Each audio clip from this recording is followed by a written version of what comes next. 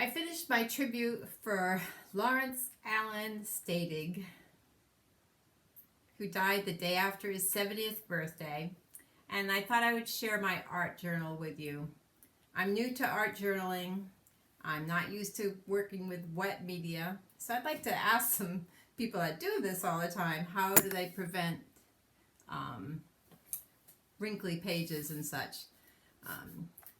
But I think after I press the book closed and maybe put some weight on it, that'll help. So this is my brother Larry, and this is me in 1956. So he was 6 years old and I was just about 2. And this is my mom and dad and my baby sister Kathy. Between those two, Larry's my oldest brother, Kathy's my youngest sibling. There were, let's see, Ralph, Charlie, Andy, 3 more of us. So there were 6 Stadig children all in all. This is a picture at my grandmother's house. We called her Nana. And Larry was born on September 30th, 1952, and he died October 1st, 2022 at 1:30 in the morning. So this page, I didn't show you how I made it. I actually used dry adhesive, the double-sided tape behind it, because my other page was so ripply. I did add some leaves, smaller leaves on this page, and then I had these extra die cuts from when I was working on my stencils, and I sort of liked them because the leaves were falling off. So what I did was I took an empty stem and then I put the leaves flowing down the page just to sort of signify the passage of time. Now, you've seen these pages before because you saw them in the making, but I did add some hand journaling, and I talked a little bit about his eyes on the sparrow, and this is Larry, and this is Larry and I in Canterbury, Connecticut. We had 2 homes in Canterbury before we moved. The Bible verse I chose to honor Larry's tribute with is Luke 12:6 and 7. Are not 5 sparrows sold for 2 pennies? Yet not one of them is forgotten by God.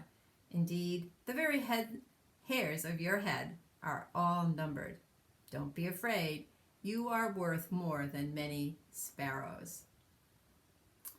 So, this is one of my favorite pictures of Larry. In both of these, he has just such a great smile. This is one of my last pictures of Larry. This was taken by his neighbor Brenda in Dudley, Massachusetts. And she's been his neighbor for, I think, like 12 years.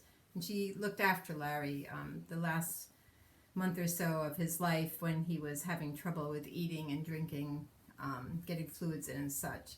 And she sent me that picture, and she sent me some pictures of Larry's car that he fixed up. So here I have my little sparrow, and that was sort of the inspiration for these tribute pages. On this page, we have the first 3 siblings of the Stadig family, Larry, Elaine, and Ralph. And this is my mom. This was later on in life, but it's how I remember her. And this is an early picture of Larry and I. Again, there's a date on the picture, and it was 1955, July. So that's me with a bottle in my mouth, and Larry and my dad, and one of the earliest pictures of me. Now here, I continued on with the Sparrow song, but I took a picture of the Miata, and Larry's driving away from Kentucky. He had driven, or came here in October 2020 to pick up a gifted car, and he went all the way from Connecticut on a Greyhound bus, actually many Greyhound buses, and he had to wear a mask the whole time, and it took almost 24 hours to get the 900 plus miles. And this is Larry right before we took him to, no, this was right after we picked him up from Cincinnati bus stop, and he's looking over the Miata. I don't know if he thought the 24 hours was worth it. Now I want to include everyone. So far I have Kathy in the pictures and Ralph in the pictures, and I don't have Charlie. But here I have a picture of all my family with a photo in my mom and my hands of Charlie, who was the first of my siblings to pass away in 2000. And this is Ralph, and that's Larry, and that's Andy and Kathy, my mom and myself. And I wanted to get everybody included in the photos.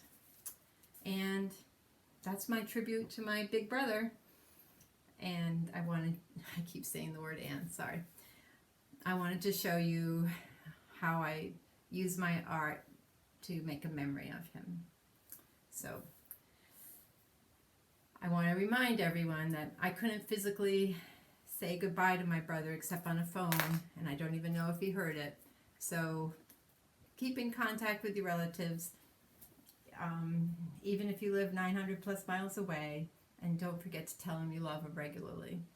I'm very, very happy that we got to have a visit with Larry and Kathy this past early August, and